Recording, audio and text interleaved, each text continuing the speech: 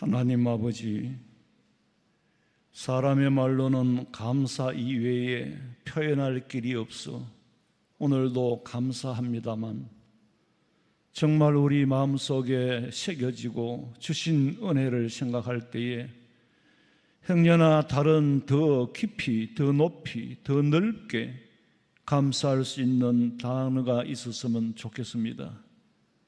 아버지 하나님, 저희들의 감사를 받으시고 영광을 거두시고 그동안에 지은 죄를 보혈의 피로 정하게 씻어주시고 정한 마음으로 예배하며 찬양하며 우리의 기도가 진솔하고 아버지 음성을 말씀으로 들을 때에 참으로 그러한가 경건한 마음으로 가슴에 새기고 예배로 통하여 성령 하나님께서 역사하시며 하나님과 만나고 주의 음성을 듣고 소통하는 시간이 되도록 도와주시옵소서. 예배의 시종을 온전히 아버지 앞에 드리오며 이 땅에 틀림없이 다시 오시마 약속하신 예수님의 이름으로 기도하옵나이다. 아멘.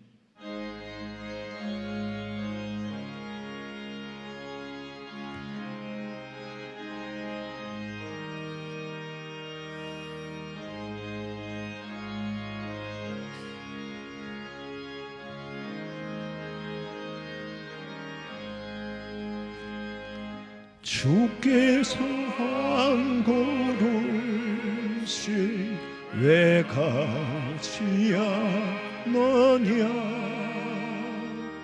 네 죄를 자복하고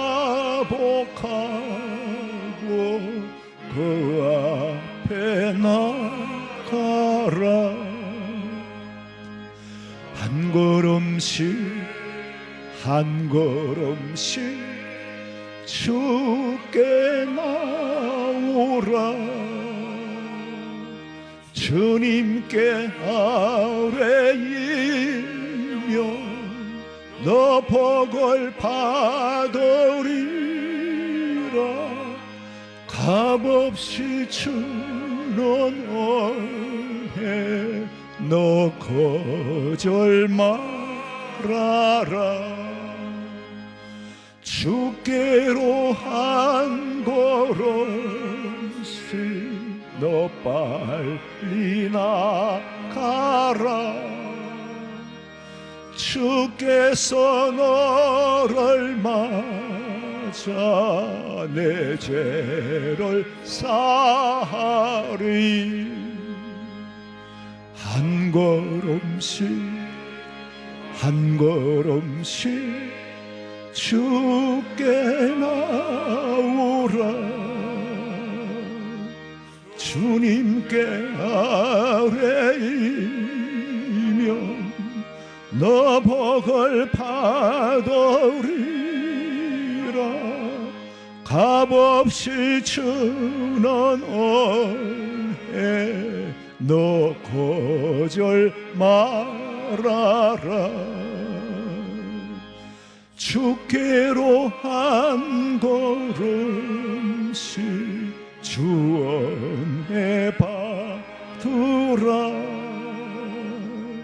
기회를 잃지 말고 내 마음 정하라. 한 걸음씩 한 걸음씩 주께 나오라. 주님께 아뢰이며 너 복을 받으리라. 값없이 주는 은혜 너 거저 바라라. 주께로 한 걸음씩 곧 와서 아뢰라. 기쁘게 너의 몸을 주 앞에 드리라. 한 걸음씩 한 걸음씩 주께 나오라. 주님께 아뢰이면 너 복을 받으리라. 값없이 주는 은혜 너 거절 말아라.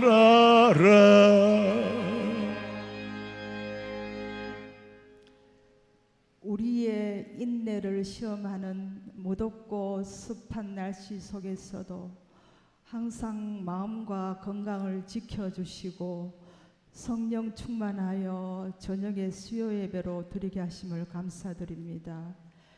우리는 주의 은혜로 구원받았음에도 불구하고 자녀로서의 신분에 걸맞는 삶을 살아가지 못했으며 기도하기보다 걱정을 앞세우며 살았고 내 이웃을 사랑하지 못하고 정죄하였으며 주의 말씀대로 살아가지 못했음을 주님 앞에 회개하오니 용서하여 주옵소서. 아버지 하나님, 우리는 주님의 성전에 나오기를 늘 사모합니다. 말씀과 기도로 우리의 삶이나 행동이 더 온전하여지고 변화된 모습으로 살아가기를 원합니다. 하나님 도와주시옵소서. 하나님 아버지, 우리가 광야 같은 세상을 살아가는 동안 늘 우리와 동행하여 주시고 우리가 믿음 생활을 잘할 수 있도록 늘 도와주시옵소서. 우리가 처한 환경을 바라볼 때에 걱정이 먼저 앞서지만 그러나 그 속에서 역사하시는 하나님의 뜻을 깨닫고 기도로 간구하며 나아가는 저희들의 삶이 되게 하여 주시옵소서. 전능하신 하나님, 이 나라와 민족이 처한 형편과 사정을 아시오니 긍휼히 여겨 주시옵소서. 일찍이 인도의 시인 타고르는 한국이 세계를 넘어 동방의 등불이 되리라 하고 칭송하였지만 우리의 위상은 계엄과 반복되는 대통령 탄핵이라는 혼란으로 어렵고 힘든 시기를 맞이하고 있습니다. 그러나 하루빨리 어려워진 경제와 민생이 회복될 수 있도록 국민들이 합심하여 극복해 나갈 수 있도록 하나님이 도와주시옵소서. 늘 우리 교회가 하나님의 영광을 나타내기에 부족함이 없도록 오늘까지 역사하신 하나님이 성도님들의 가정을 지켜주시고 믿음 위에 굳게 서서 살아갈 수 있도록 도와주시옵소서. 무더운 여름 날씨 속에서도 중고등부 청년 수련회와 금요일부터 시작되는 여름 성경학교의 교역자들과 교사 선생님, 학생들이 지치지 않도록 도와주시고 그들의 노고를 알게 하시며 하나님의 지혜와 능력과 은혜를 다하여 주시옵소서. 오늘 말씀을 인도하시는 목사님 늘 능력의 장중에 붙들어 주시고 항상 건강이 뒷받침되어 목회에 부담이 되지 않도록 도와주시고 늘 성령 충만, 말씀 충만으로 말씀을 전하기에 부족함이 없도록 도와주시옵소서. 항상 교회에 앞장서서 헌신하시는 장로님, 권사님, 장립 집사님, 기관마다 세우신 집사님들 각자의 역할에서 충성 봉사하게 하시고 그들의 수고와 노력이 헛되지 않도록 하나님이 늘 축복하여 주시옵소서. 최근 계속된 폭우로 심각한 침수 피해와 인명 피해를 당한 가정과 이웃들에게 하나님이 위로하여 주시고 물심양면으로 도와주게 하옵소서. 이 시간 찬양으로 영광 돌리는 마리아 찬양대가 은혜와 존귀한 찬양이 되게 하여 주시고 듣는 저희들에게는 감사의 찬양이 되게 하여 주시옵소서. 예수님의 거룩하신 이름으로 기도드리옵나이다. 아멘.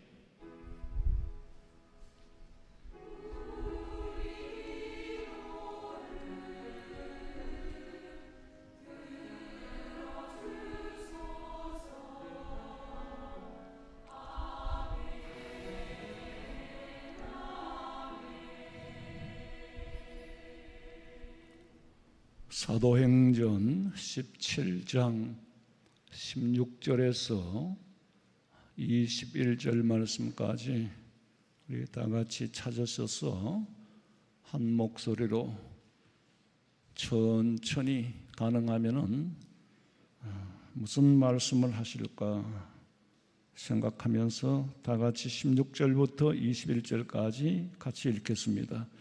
바울이 아데네에서 그들을 기다리다가 그 성에 우상이 가득한 것을 보고 마음에 격분하여 회당에서는 유대인과 경건한 사람들과 또 장터에서는 날마다 만나는 사람들과 변론하니 어떤 에피쿠로스와 스토아 철학자들도 바울과 쟁론할세 어떤 사람은 이르되 이 말쟁이가 무슨 말을 하고자 하느냐 하고 어떤 사람은 이르되 이방 신들을 전하는 사람인가 보다 하니 이는 바울이 예수와 부활을 전하기 때문이라라. 그를 붙들어 아레오파고로 가며 말하기를 네가 말하는 이 새로운 가르침이 무엇인지 우리가 알 수 있겠느냐. 네가 어떤 이상한 것을 우리 귀에 들려주니 그 무슨 뜻인지 알고자 하노라 하니 모든 아덴 사람과 거기서 나그네 된 외국인들이 가장 새로운 것을 말하고 듣는 것 이외에는 달리 시간을 쓰지 않음이더라. 아멘. 마리아 찬양대에서 찬양드리겠습니다.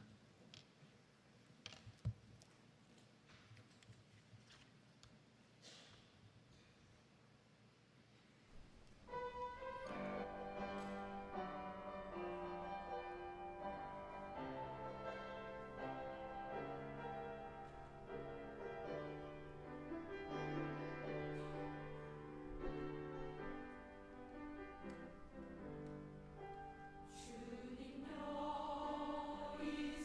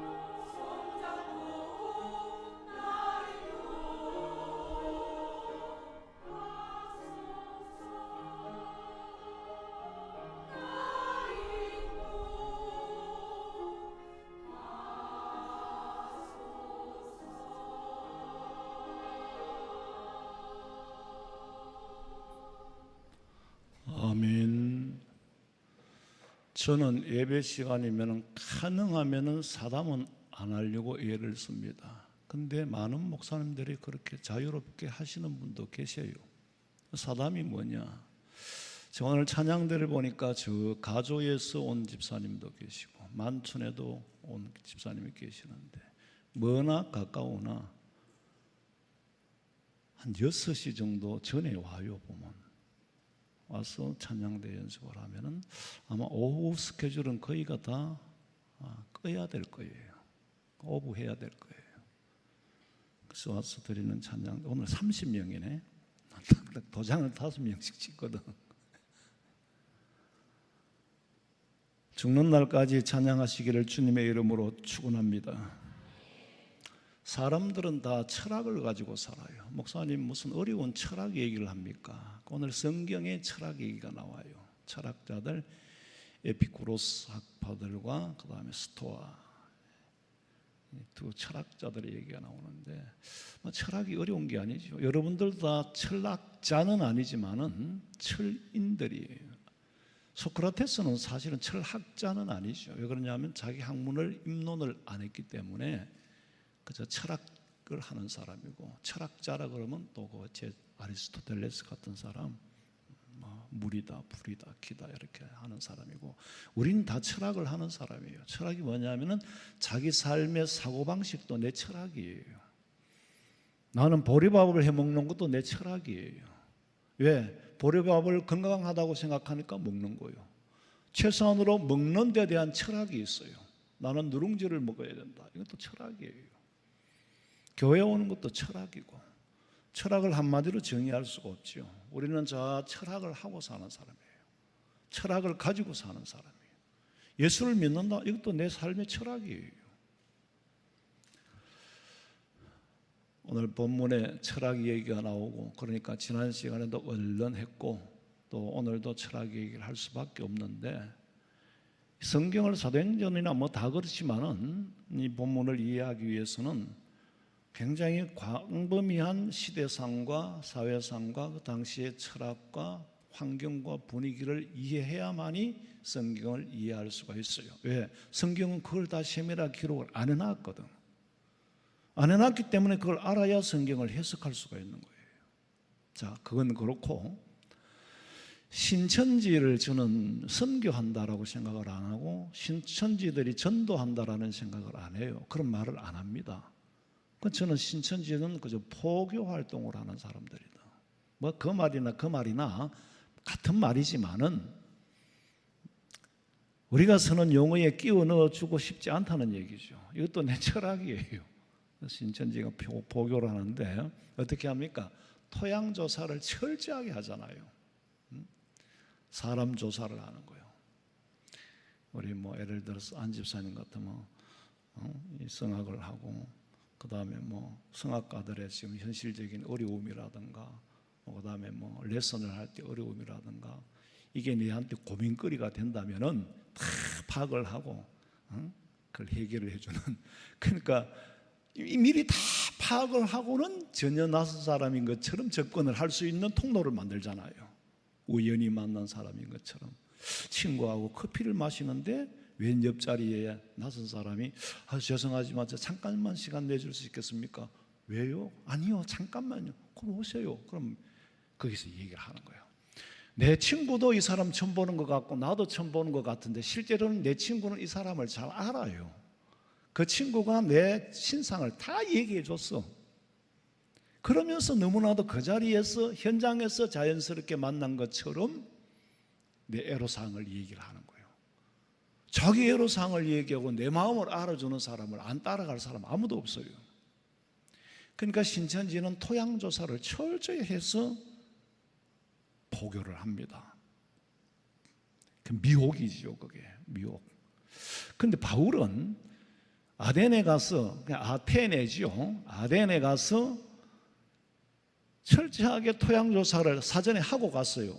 아덴은 철학자들이 많이 모이는 곳이다.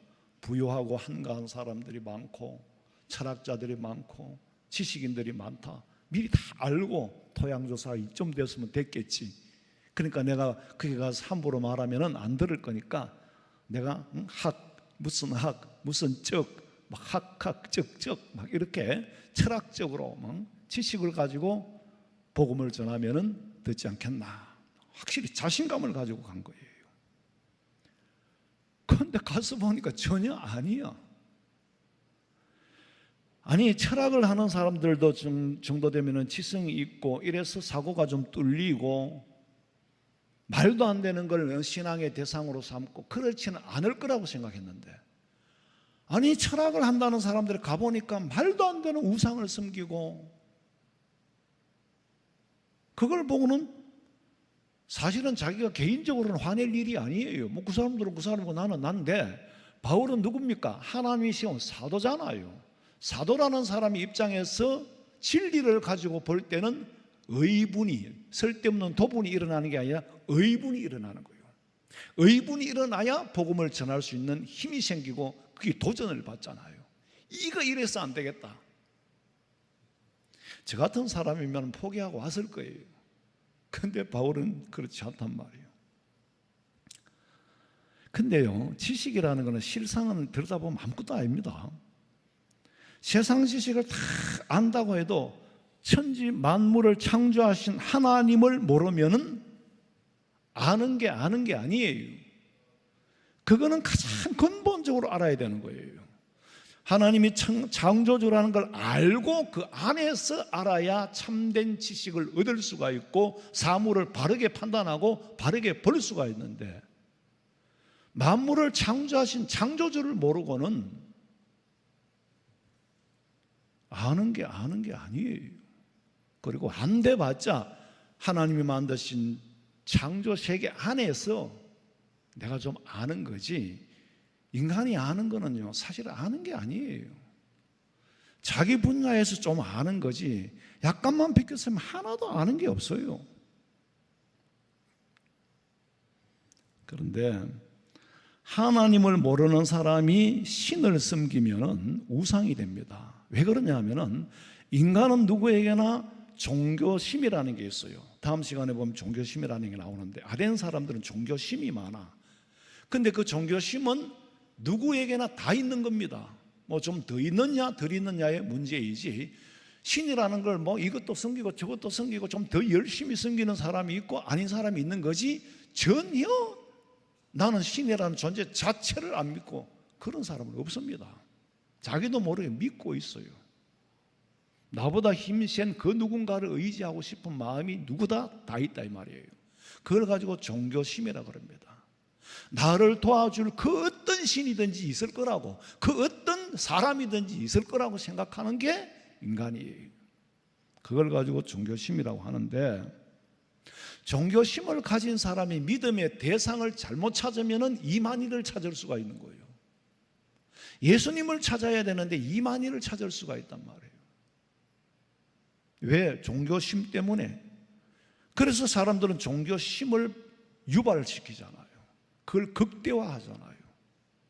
나는 무방비 상태로 있는데 나를 노리려고 하는 보이스피싱 같은데 걸리는 이유가 그런 거예요.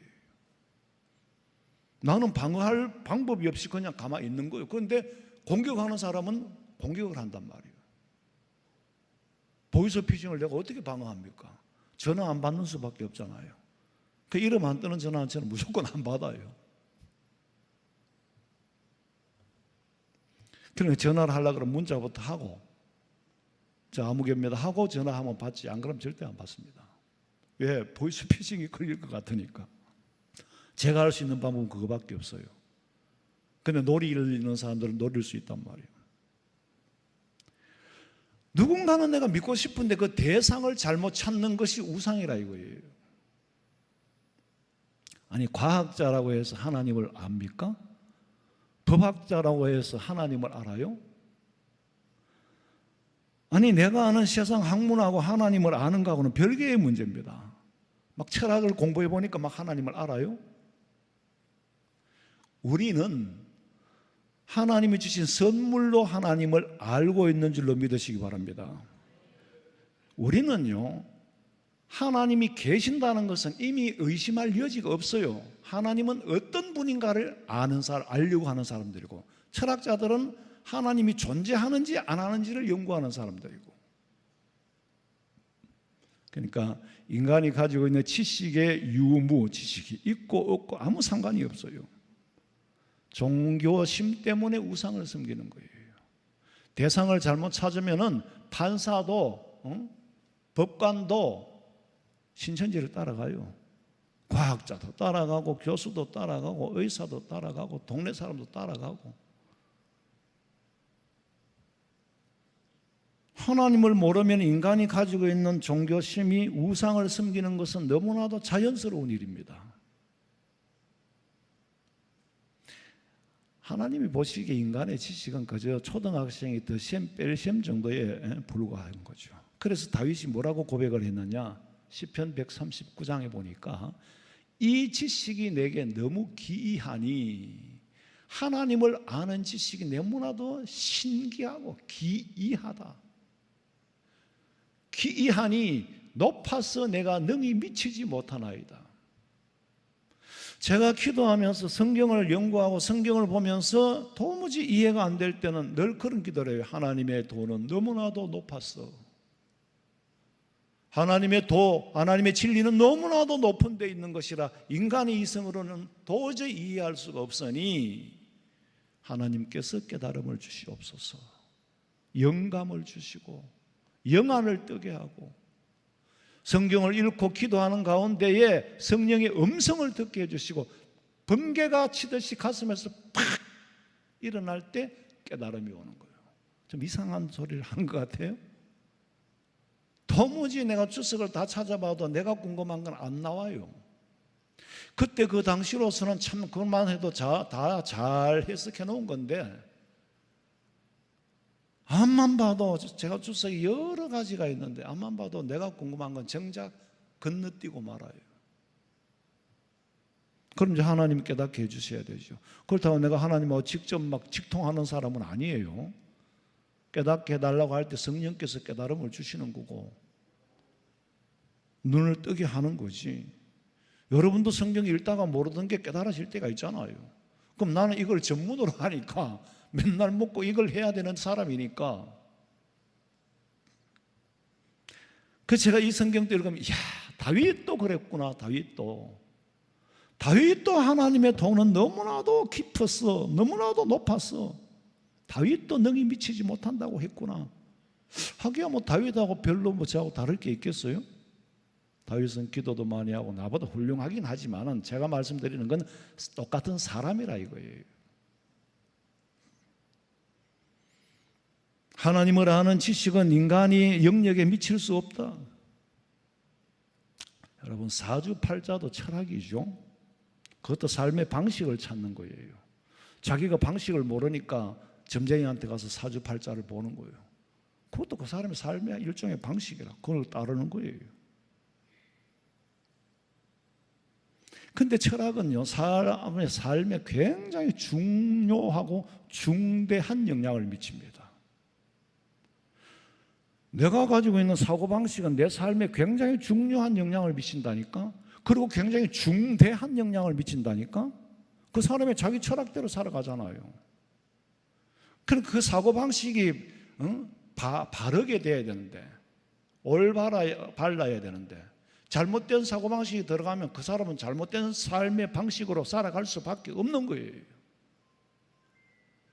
내가 주변에도 보면은요, 참 잘못된 방식으로 살아가. 내가 너무너무 안타까워서 답답한데 어떻게 가르칠 수가 없어. 더 이상 어디서 어디까지를 가르쳐야 되겠어요. 그렇게 살면 그렇게 될 수밖에 없는데 그거 다 깨달으면 뭐 100살이나 돼야 깨달을까.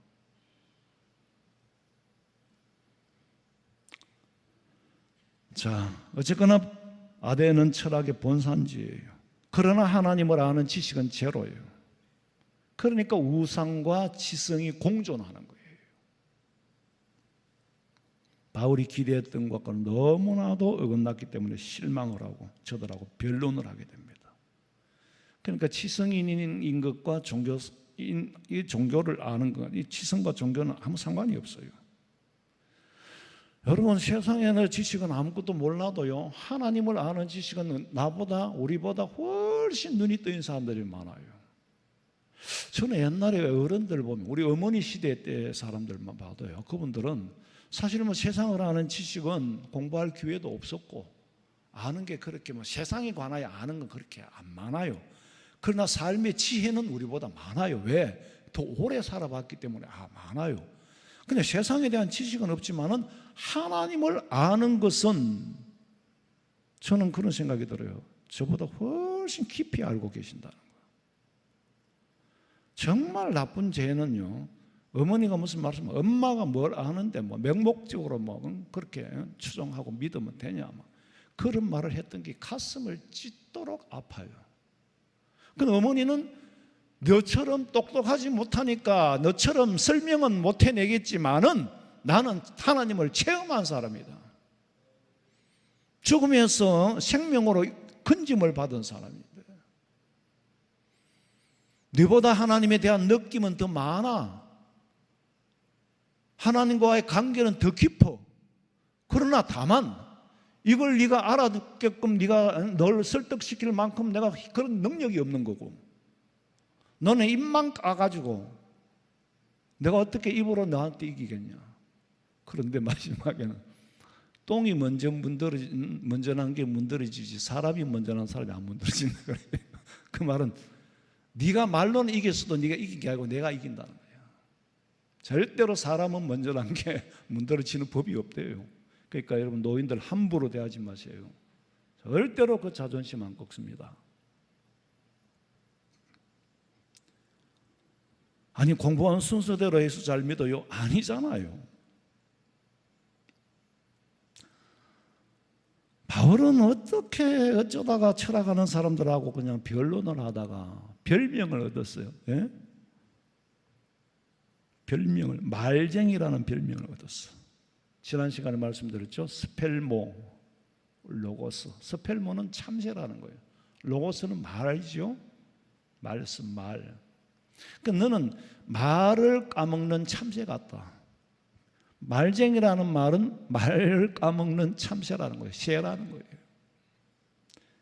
아니 죽도록 학문적으로 복음을 전했더니 하는 말이 말을 까먹는 스펠몰로고스, 말쟁이다, 말 까먹는 참새다. 그러니까 얼마나 치욕적입니까?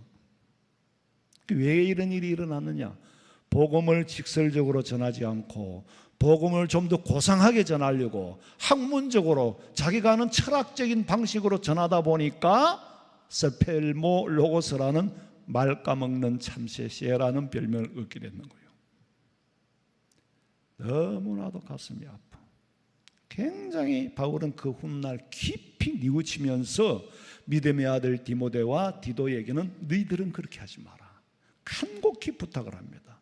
디모데전서 6장 20절에 보니까 디모데야, 망령되고 헛된 말과, 이 말은 내가 망령된 말을 했고 내가 헛된 말을 했다, 거짓된 참지식이 아닌 그런 사람들하고 반론조차 하지 마라.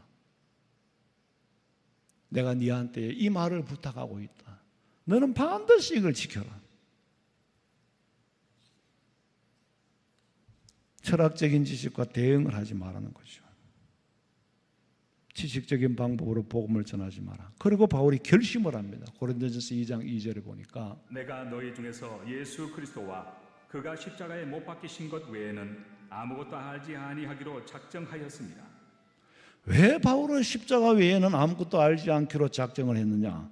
십자가의 도를 직설적으로 가르치지 않고 철학적으로 지식을 이용해서 잘 가르쳐 보려고 하다가 실패한 후에 등골에 땀이 흐르고 심신의 힘이 다 빠져버리고 부끄러워 죽겠는데 이 부끄러움이 두려움으로 변했더라는 거예요. 부끄러움이 나중에는 두려움으로 변하는 치욕을 경험했기 때문에 2장 3절에 보니까 내가 너희 가운데 거할 때에, 이제야 이 말을 하는 거예요. 내가 거기에 있을 때에 약하고 두려워하고 심히 떨었노라. 왜 약하고 두렵고 떱니까? 철학적으로 복음을 전하다가 아무도 안 믿어주니까, 변론만 일어나고 따르는 사람이 아무도 없으니까. 아니 복음 전하는 사람이 복음을 전하는데 아무도 안 따라주면 당연히 약해지죠. 복음 전하는 게 두려울 수밖에 없어요. 너희 가운데 어디입니까? 아덴이에요. 거기서 왜 떨어느냐? 십자가의 복음을 단순하게 전하지 않고 학문적인 방법으로 전하려고 하다가 결국에는 뼈 아픈 경험을 했기 때문이라는 말이에요. 그래서 바울은 고린도에 가서도 몹시 괴로워합니다. 아데네에서 있었던 일을 생각하면 몹시 괴로워, 때로는 실의에 빠질 때도 있었어요. 왜? 트라우마가 남아가지고. 고린도에 가서 복음 전하는데 또 아데네에서와 같은 이런 현상이 나타나면 어떡하지? 이 사람이 트라우마라는 게 굉장히 무서운 거거든요. 트라우마는 사람의 기를 꺾고 사기를 저하시키고 용기를 다 꺾어버립니다.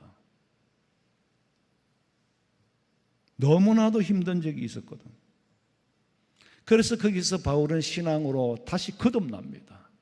학문에서 완전히 신앙으로 이제 거듭나는 거예요. 세상에 내가 학문은 배설물과 같이 버린다. 나는 그거 이제는 필요 없다. 예수 말고는 알지 않기로 했다. 이제는. 여러분, 우리가 뭐 알아가지고 뭐 지식이 있어 전도합니까? 아니잖아요.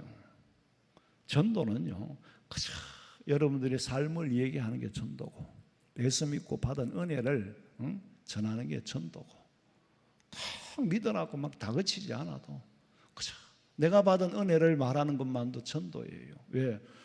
내가 믿는 그 하나님이 이 얘기를 하면은, 야, 저 사람이 믿는 하나님은 그런 건가, 저런 건가 관심을 가지게 돼요.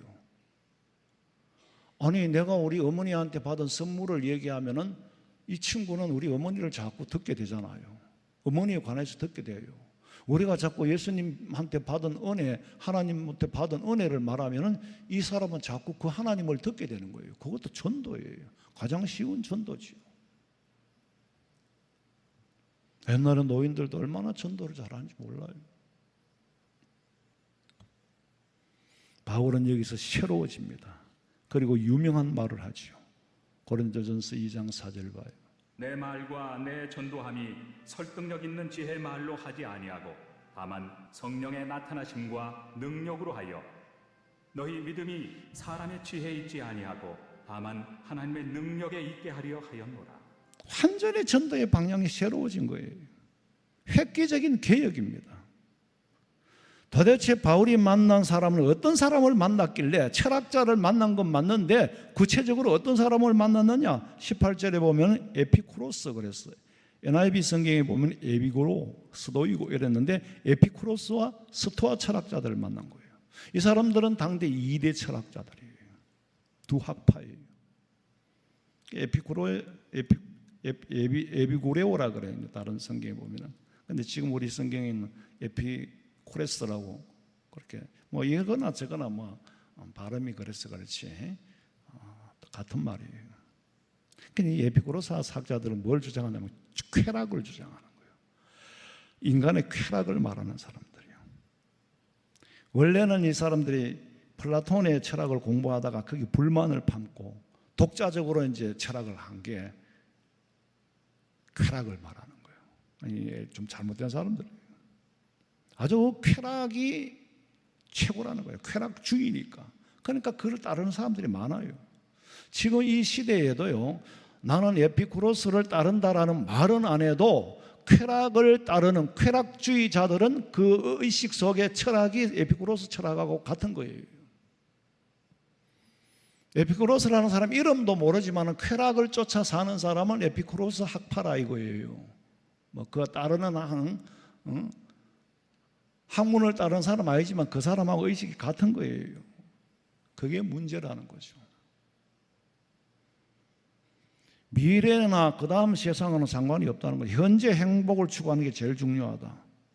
그리고 인간에게 죽음이라는 것은 마지막이기 때문에 죽음이라는 말을 싫어해요. 그런 한마디, 죽음을 걱정하지 마라. 왜? 살아있을 때는 죽지 않는다. 그리고 죽고 나면 나는 죽음하고 상관없다. 이런 막 궤변을 늘어놔요. 맞는 말 같잖아요. 살아있을 때 난 죽음하고 상관없다. 그럼 죽고 나면 죽음은 나와 상관없는 것이 된다. 말이 되는 것 같잖아요. 근데 죽음 후에 아무것도 없으면 얼마나 다행이겠어. 죽은 후에 지옥이 기다리고 있단 말이에요. 지옥이. 우리는 결국에는 지옥 안 가려고 여기 믿는 겁니다. 예수 믿는 겁니다. 할렐루야. 천당 가기 위해서 믿는 겁니다. 그게 가장 궁극적인 목적이에요. 그 천당 가는 날까지 어떻게 살까, 그걸 걱정하고 또 기도하는 거죠. 궁극적인 목적은 천당입니다. 그런데 에피쿠로스 학파가 무서운 거는 쾌락이고, 죽음은 살아있는 동안에 걱정하지 말고 죽음은 죽음과는 상관이 없는 죽음이 된다. 무슨 개똥 철학이 그런 성경을 모르니까 그런 거예요. 그러니까 죽음을 극복하지 못할 바엔 죽음을 피하라는 거죠. 그 사람들은 그리스도인들을 향하여 뭐라고 말하냐면은 죽음이 두렵기 때문에 그리스도인들이 천국을 만들어낸 거다, 그렇게 말해요. 죽음이 두려우니까, 죽음은 천당 가니까 걱정하지 마라. 사람이 천당을 만들어냈다고 말해요. 아니, 그런 사고가 우리 아들 속에 들어갔다면 사람 미칠 거 아니에요? 철학이라는 게 그렇게 무서운 거예요.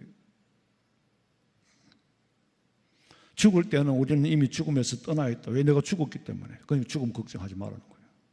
현실이 중요하다는 거예요. 현실이 향락을 즐기고 쾌락을 즐기는 거예요. 고통 없는 행복, 그게 인간의 최종적인 목적이라 그래요. 죄가 없다. 당연히 없지. 죄는 하나님을 알아야 죄를 알지요. 하나님을 모르면 죄를 모릅니다. 하나님의 말씀을 알 때에 비로소 내가 빗나갔으면 그게 죄, 하말티아 빗나간 게 죄지, 하나님을 모르면 죄가 없습니다. 법이 없는데 어떻게 죄가 있어요? 이 세상에도 죄형 법정주의 뭡니까? 무엇이 범죄이고 범죄에 대한 대가는 어떤 것이라고 정해졌을 때에 죄가 되는 거지. 어떤 거는 잘못했는데 저거 좀 처벌 안 하나 그러는데 저걸 처벌할 법이 없단다. 법이 없으면 처벌을 못 해요. 그 사람들은 하나님이 없는데 당연히 죄가 없지요. 사는 동안에 쾌락을 즐기며 사는 게 인생이다. 그게 헬라 철학이에요. 에피쿠로스 철학이에요. 그리고 유물주의. 쾌락을 어디서 찾느냐? 물질에서 찾는 거예요. 돈이 최고고 물질이 최고고, 그 다음에 쾌락을 어디에서 찾느냐? 육체에서 찾는 거예요. 육체적인 즐거움이 최고다. 그래서 유물론적인 쾌락주의라고 말합니다. 여러분 자식들 중에 그런 사람이 있다면, 그런 자식이 있다면 사람 돌겠죠. 아버지, 나는 물질이 최고고요. 물질로 쾌락을 즐기고요. 육체로 쾌락을 즐기고요. 나는 그렇게 사는 게 내 인생 철학입니다. 그럼 사람 돌지. 그리고 또 하나는 무신론입니다. 하나님을 안 믿는다는 거예요. 그러면서 신은 믿기는 하지만은 예수님 같은, 예수님을 향한 그런 신앙은 전적으로 부인을 해요. 그리고 내 마음대로 할 수 있는 그리스 신화를 만들어내잖아요. 신화는 사람이 만든 거기 때문에, 내가 만들었기 때문에 내가 마음대로 주무를 수가 있어요. 그런데 성경 말씀은 내가 마음대로 주무를 수가 없습니다. 내가 저 만들어낸 말이 아니기 때문에. 그래, 신은 또 있다고 하자. 그런데 신은 인간하고 너무 멀리 있어. 그래서 인간식에는 간섭을 하지 않아. 또 그런 말을 합니다. 그러니까 뭐 굳이 있다고까지 주장할 필요는 없어. 그러나 철저하게 육체적이고 쾌락적인 그런 물질적 쾌락주의에 빠져 있는 거예요. 이게 에피쿠레오, 에피쿠로스 학파예요. 그리고 또 하나는 자연신을 믿어요. 자연은 신이고 신은 자연이다. 태양이 신이라는 거예요. 태양신은 섬기잖아요. 태양에서 에너지가 나오니까, 그 에너지가 모든 걸 자라게 하니까 그 태양신을 섬기는 사람은 그래서 섬기는 겁니다. 태양을 에너지, 그 태양 만든 사람 누구예요? 해를 만든 사람 만든 분은 하나님이에요. 이건 태양은 도구일 뿐이에요. 그 에너지를요 또 성령의 역사라고 말하는 그런 신학자들도 있고, 그건 아주 잘못된, 그건 무식하니까 그런 거고. 옛날에 우리 교회 부교육자 중에 한 사람이 그런 걸 따라가지고 내가 정식으로 대놓고 물었어요. 하나님은 에너지가 아니야. 에너지가 아니야. 하나님은 인격이야. 성령이 에너지라고? 성령 하나님은 인격적인 하나님이야. 물리적인 에너지가 아니다. 너 그렇게 가르치면은 얼마나 잘못된지를 몰라. 네가 신학을 정식으로 공부를 한 사람이냐 아니냐. 학생들한테 그렇게 가르치니까 우리 교사들이 똑똑해요. 어떻게 목사님 저렇게 가르칠 수가 있냐. 나는 몰랐는데 그 귀에 들어왔어. 내가 정식으로 내가 그 신학이 이건 보통 일이 아니에요. 나는 깜짝 놀고 어떻게 우리 신학교에서는 그래 안 가르치는데 어디 가서 그런 영향을 받아요?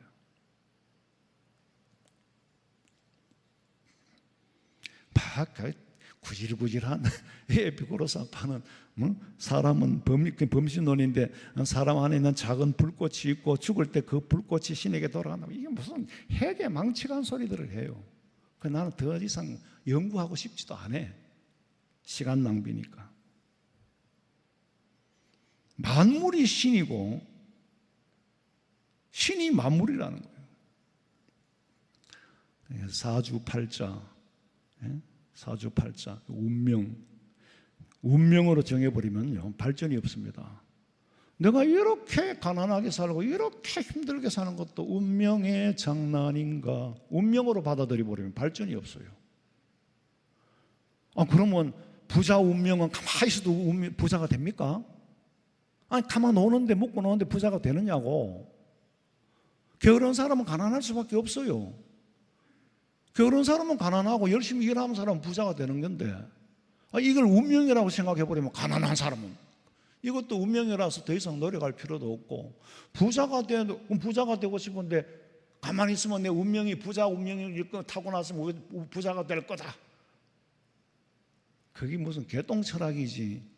그거는 하나님이 일반 삶의 원리를 그렇게 만들지 않았습니다. 운명으로 받아들이면 편하기는 해. 모슬렘들이 인샤알라 그러면 전부 다 하나님의 뜻이라는 거야. 호텔에서 옷을 잃어버렸는데 이 옷이 없어졌다니까 그것도 인샤알라 신의 뜻이라는데 뭐. 예수 믿는 사람은 운명을 바꿀 수가 있어요. 아니 공부를 안 하면 못하게 돼 있다니까. 30점 평균 30점 맞던 애가 열심히 하니까 90점을 맞아. 운명을 바꾼단 말이요. 그래서 운명론자들이 무서운 게 전부 정해진 운명이라고 받아들이니까 발전이 없고 노력을 안 합니다. 무슨 도교의 사람들처럼. 그리고 또 순환론. 재해가 와도 있을 게 있는 거고 물론 제가 지난번에 말씀드렸습니다만 번개가 치고 천둥도 울려야 돼요. 태풍도 불어야 바다를 뒤엎잖아요. 경운기가 바다를 갈아엎을 거요. 바다를 갈아엎는 거는 태풍이 하는 겁니다. 그래야 바다가 생명이 있고 살아 움직이게 돼요. 비도 와야지요. 비가 와고 하면 쓸어가야지요. 그래야 청소도 되고 또 복구도 하고 또 노력하고. 그 정도는 재해가 아니에요. 자연의 순환이지. 근데 지금은 이거는 인재잖아요. 사람이 난로불을 막 피워놓고 텐트 안에 난로불을 피워놓고 덥다 하면은 말이 안 되잖아. 근데 우리는 지금 그렇게 하고 있어요. 이 지구나는 돔 안에 얼마나 난로를 들다 떼가지고 막 더워 죽겠는데 우리가 덥도록 만들었어요. 이건 인재지 천재가 아니에요. 아이고, 하늘도 이제는 하늘이 당연히 놀랄 수밖에 하늘이 질서가 깨지니까 지금 이런 현상이 나타나잖아요. 제가 지난 시간에 말씀드렸지만 이것도 뉴노멀이에요. 이건 이제는 뭐 100년 만에 가는데 알고 보니 기상대가 생긴 지가 100년 됐더라고. 아니 진짜 100년 만에 한 번 있는 일이면 다행입니다. 왜? 100년 전에도 있었기 때문에 상관없어요. 그런데 알고 보니까 100년 만에 가는 게 100년 전에는 기상대가 없었더라는 거지. 그걸 측정하는 게 없었더라는 거지. 없는 동네에서는 그게 100년 만에 있는 건 맞아요. 우리 동네에 기상대가 없었으니까 뭐 반란개비도 하나 없었을 때는 그걸 측정할 방법이 없었으니까 그거 생긴 후에 100년이나 가는데 이전에는 없었을 수도 있어요. 무슨 말씀인지 알아들으려면 모르겠는데. 그리고 또 스토아 학파, 이 사람들은 아니야, 육체적인 쾌락은 허무한 거야. 육체적인 쾌락은 멀리해야 돼. 거기서는 행복이 없어. 그러면서 죽음에 대해서 불가사 이론을 말합니다. 죽음은 모른다는 거예요. 그리고 행복하게 사는 것은 금욕을 하는 거다. 이게 스토아 철학이에요.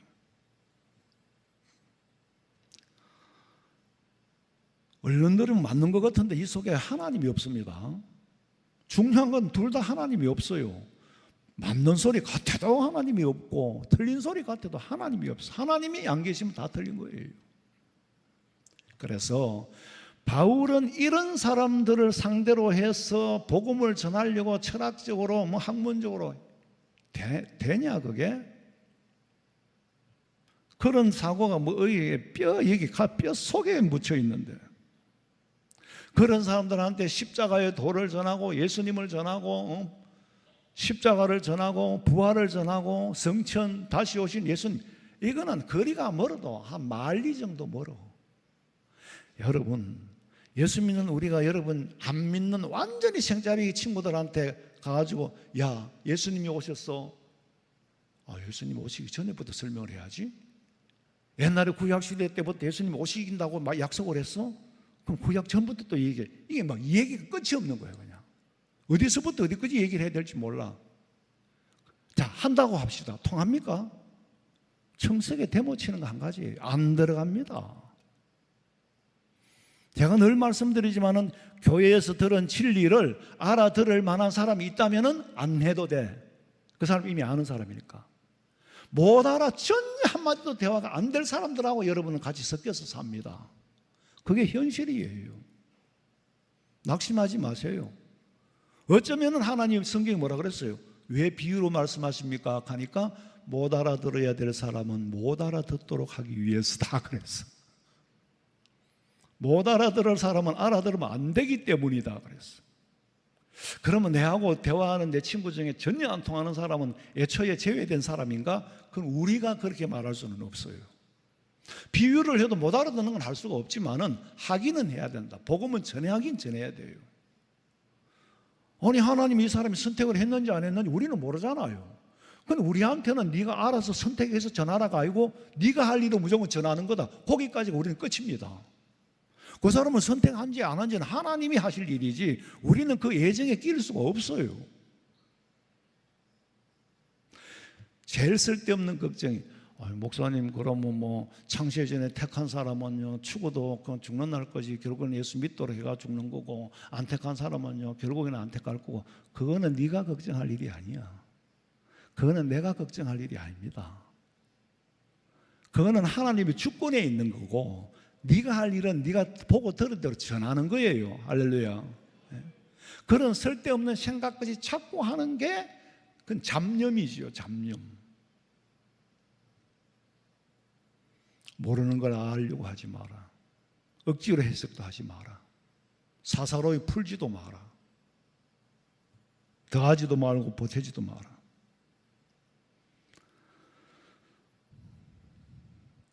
운명론자들한테 예수 믿고 구원받으러 가니 당연히 안 맥혀 들어가지.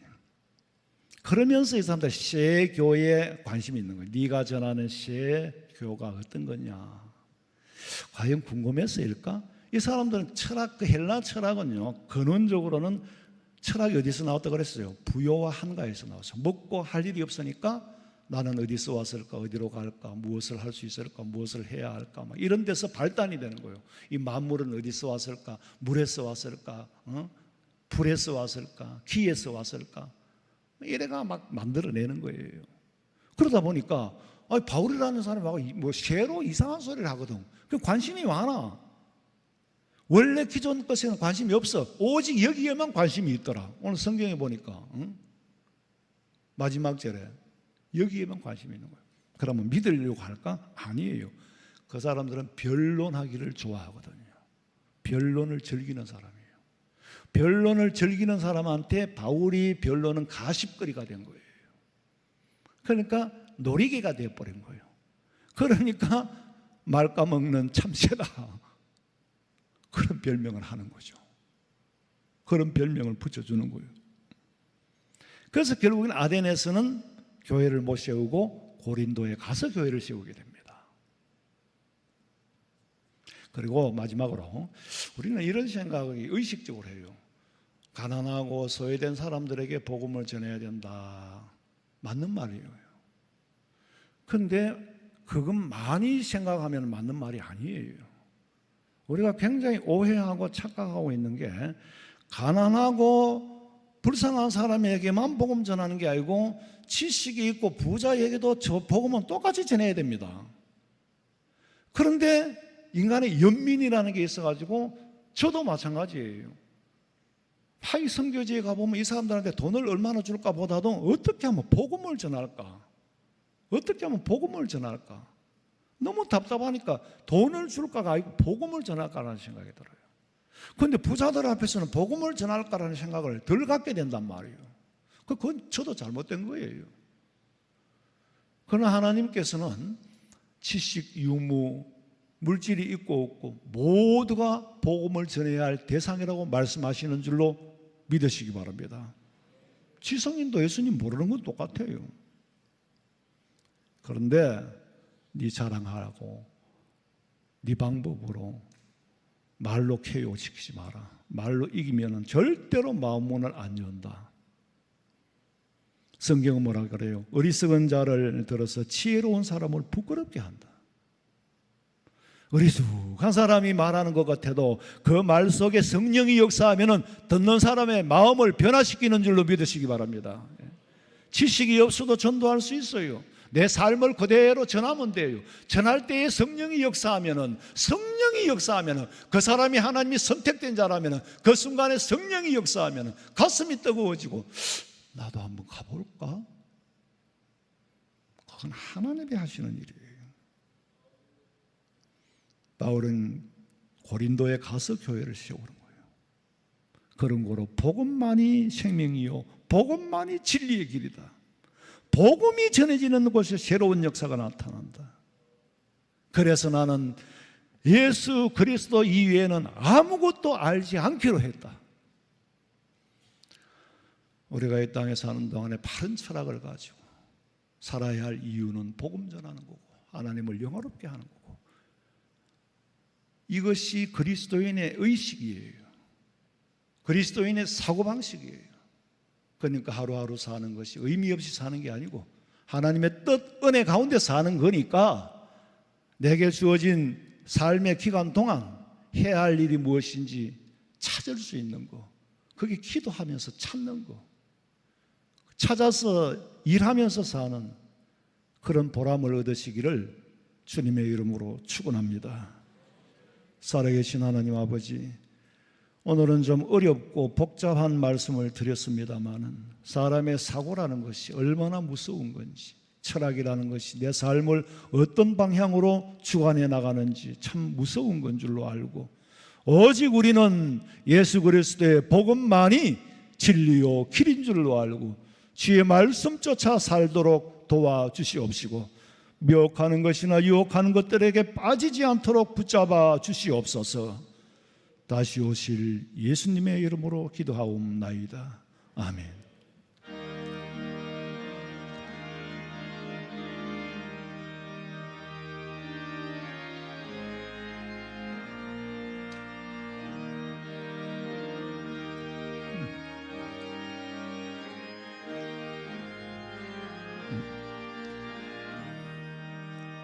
주 예수 대문 밖에 기다리옵소서나 단단히 잠가두면 못 들어오시네. 나 주를 믿노라고 그 이름 부르나 문 밖에 세웠더니 참나 예수치라. 문 두드리는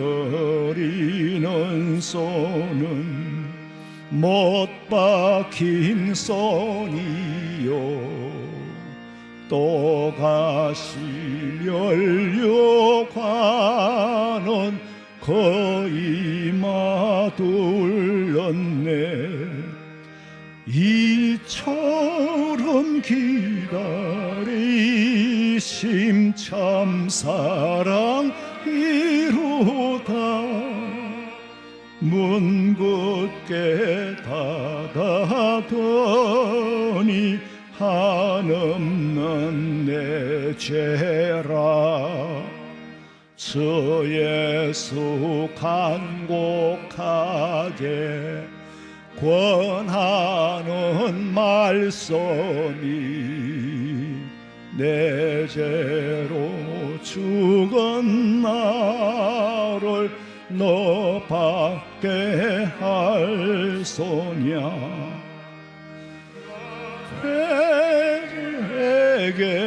회개하고 곧 문을 엽니다. 더셔서 자정하사 떠나지 마소서. 아멘.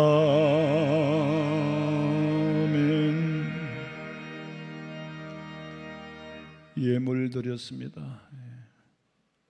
감사한금 기도드리겠습니다. 하나님, 범사에 감사하지만 특별히 또 물질을 드려서 무슨 제목이 있는지 아닌지는 종은 알 수 없지만 감사할 줄 아는 자에게 많은 것이든 적은 것이든 물질의 양이 문제가 아니라 감사한다는 발상 자체를 하나님이 기억하시고 날마다 감사하며 감사할 일들이 더 많아 감사 속에 기뻐하고 행복하게 살되 불행이 스며들지 않도록, 불행이 스며드는 틈을 주지 않도록 감사가 끊어지지 않게 해 주시옵소서. 온전히 감사하오며 예수님의 이름으로 기도하옵나이다. 아멘.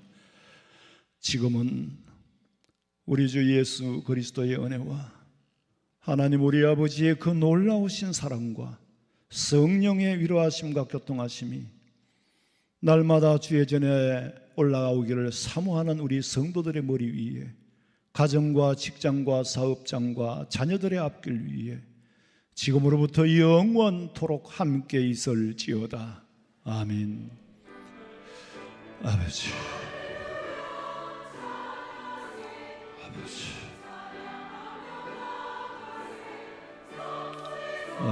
믿습니다.